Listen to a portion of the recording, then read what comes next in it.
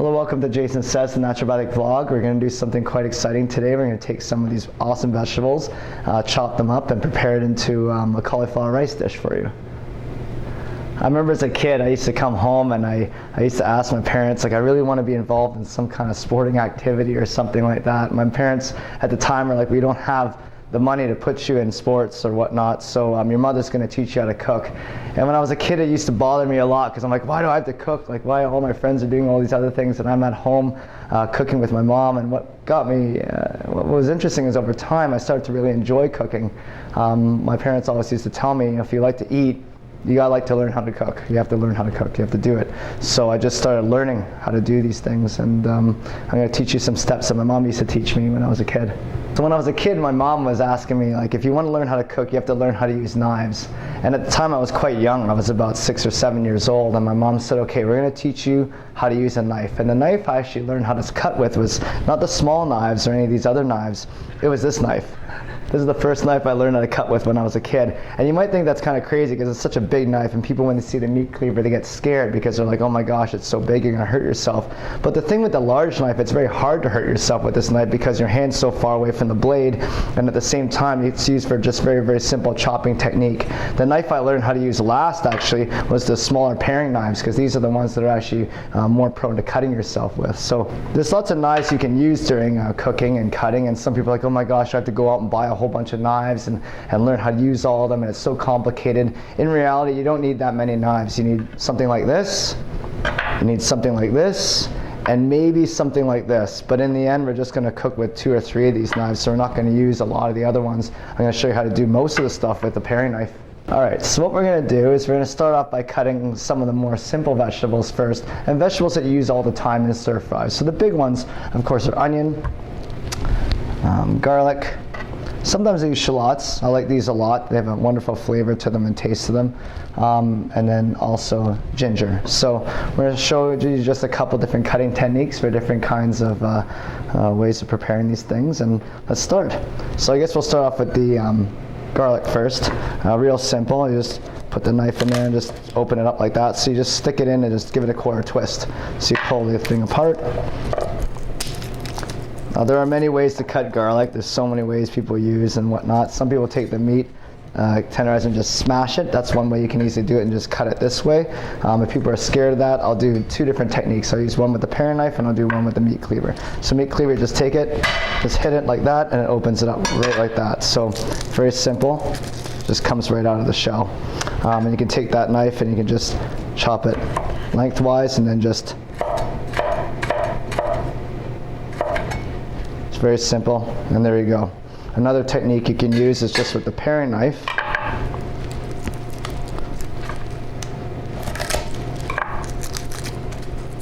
So first things first, what I do with this one here is I'll take the end, I'll just chop the end off right there, and then it just peels right back. So once you chop that off, you just peel the end off.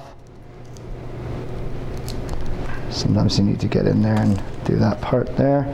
And then for this one here, I'll just chop it fine along here, and then you can just dice it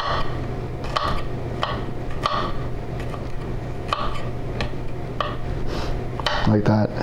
When you're cutting garlic, it doesn't have to be super fancy. It does not have to be super, super fine. I know some people like to cut it almost to the point where it's almost like dust. It doesn't have to be like that. I actually use a rough cut like that. I think that's quite fine for the stuff that I do. And then there you go. So that's cutting garlic. Okay, so next we're going to do shallots, which I really like. So with the shallots, the same thing. You got a root and a tip. You just cut both of them off first. So cut the root off, cut the tip off. And what happens is part of it starts to peel. So what I do for these, to make it real simple, I make a flat surface where I can cut from. So I just cut it down the middle, and then I just open it up. So you just take all the outside part off like that. So you have this, and the other side you can do the same thing. So basically you have 2 halves. What I do with the halves then is I just cut along the half just by gripping it between my 2 fingers. And then it's like this, and then I just chop it real fine down the middle, like that. And again, you can have a wider cut if you want, or a smaller cut. It's making my eyes water. That's a good sign. And there you go. So that's a shallot on there. And we'll do the other side as well. And just chop them fine.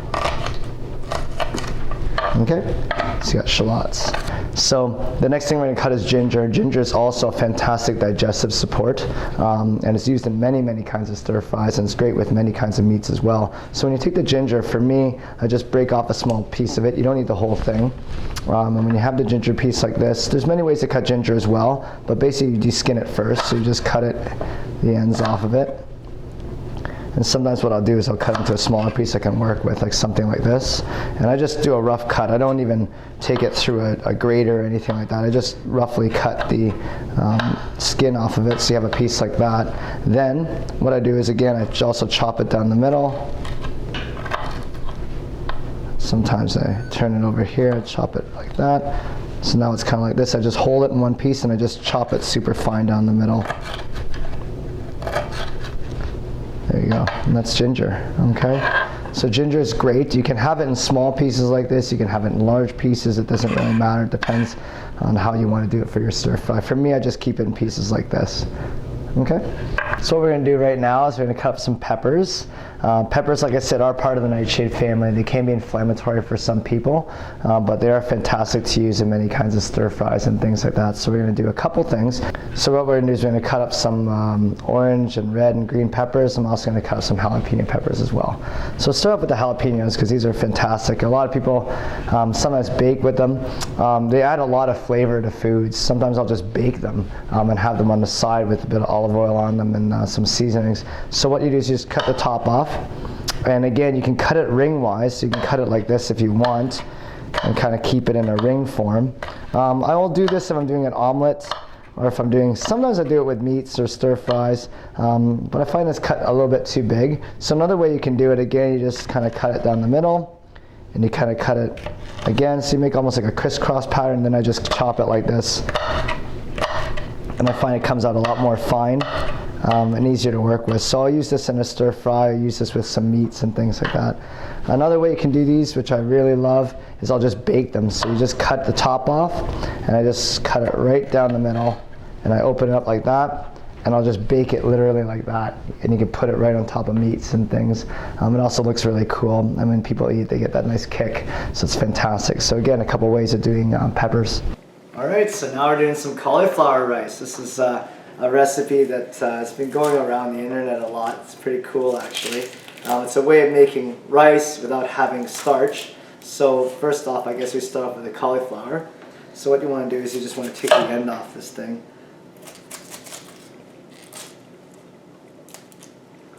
Just take the ends off. Like that. And with cauliflower rice, it's all about the grade. So you just grade the cauliflower, and it makes almost this white rice type appearance. So you just take a piece of it, get a bowl, get a cheese grater, and just start grating. The great thing about cauliflower is it keeps in the fridge for a while. You can get one and keep it in the fridge up to a week. And you only grate what you need, so you don't need to grate the whole thing all at once. In fact, I wouldn't.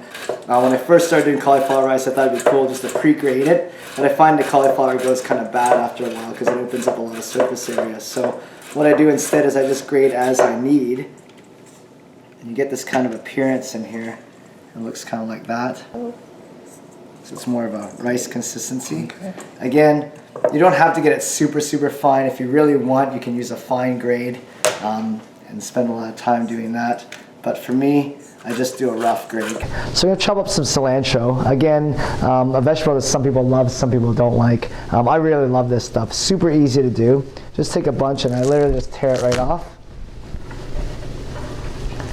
And what you want to do with it first, because cilantro has a lot of dirt in it, I just put it into a cup, put some water in there, kind of stir it around with my hand a little bit, dump the water out, and kind of clean it up a little bit.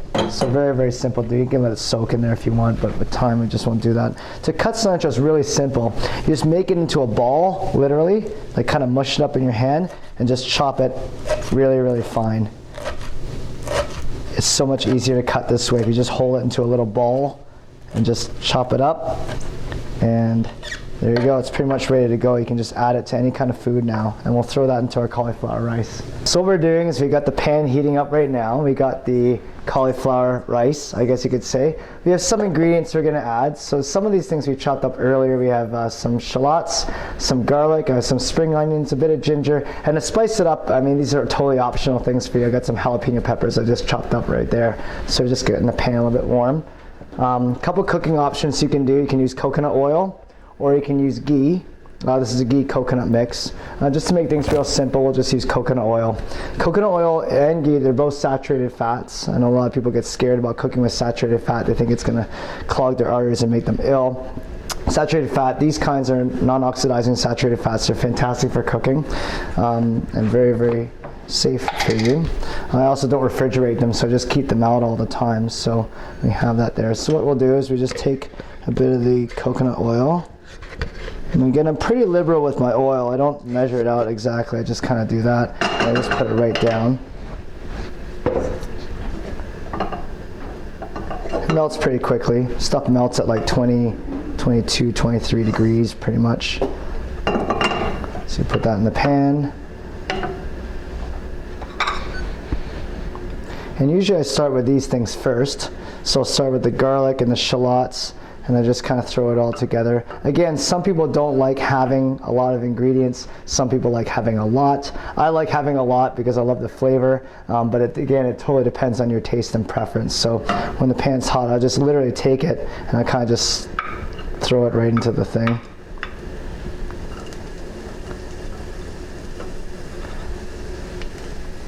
And I like the jalapeno peppers.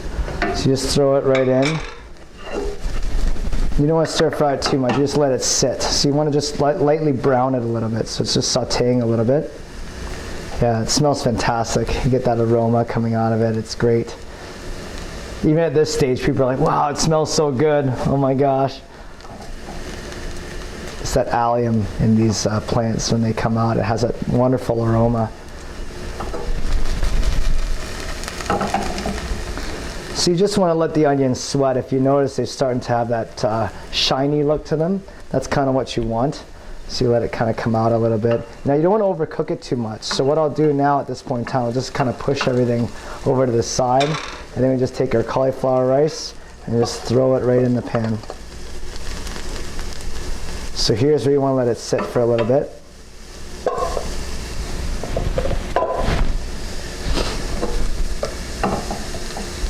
And cook. Now some people can add a bit of lemon to it, a bit of lime to it as well. There's so many ways. You can even throw some chopped cilantro in there. So now that it's almost finished, it has that nice consistency to it, we're going to add the cilantro in now. So again, some people love cilantro, some people don't. I add it in near the end, so I just literally take it and I just sprinkle it on top raw. But you'll notice how fast it cooks. Even though it's in raw, it'll cook very, very quickly. So you literally just move it around a little bit, and you'll find that after about not even a minute, 30 seconds, it's already sweating, and it's cooking quite well. Sometimes if you put the cilantro in too early, it gets very, very brown and overcooked by the end, but here it stays quite fresh and you can get that flavor. So we're pretty much almost done. So you don't want to keep stirring it. I know with stir fries, a lot of people just keep stirring it and stirring it, stirring it. What you want to do is you want to just kind of flip it over a little bit and let it sit again. Let it cook a little bit longer. And I would wait another minute or so, and then I just stir it again and let it sit again, and again until it's pretty much ready. Right there. So there you go. Looks fantastic. So there you go. It's a nice side dish to add to any kind of meat dish. You can have like a salmon here, you could have steak, you could have other kinds of stir-fried meats or chicken or beans or lentils or whatever, but it makes a great side dish for any kind of meal. And again, you can add spices to it, you can add other kinds of things, but it's a starch, but it's not really a starch. So there you go, cauliflower rice.